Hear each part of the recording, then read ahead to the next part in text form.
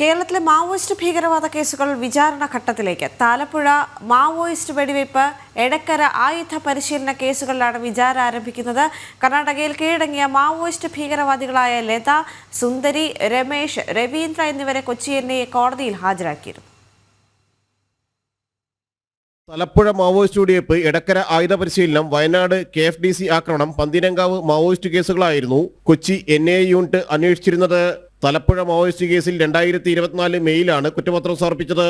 തിരുവെങ്കടം, ശ്രീമതി, ലത, സുന്ദരി എന്നിവരായിരുന്നു പ്രതികൾ. ഒളിവിൽ പോയ ലതയും സുന്ദരിയും പിന്നീട് കർണാടകയിൽ കീഴടങ്ങി.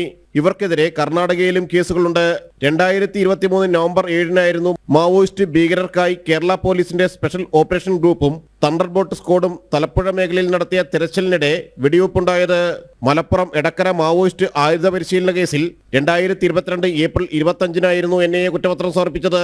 കർണാടക പോലീസ് കേരളത്തിലെ NIA കേസുകളിൽ കൊച്ചിയിലെത്തിച്ച ലതയും സുന്ദരിയും തലപ്പുഴ കേസിലും, രമേശ് എടക്കര മാവോയിസ്റ്റ് കേസിലും, രവീന്ദ്ര KFDC ആക്രമണ കേസിലും പ്രതികളാണ്.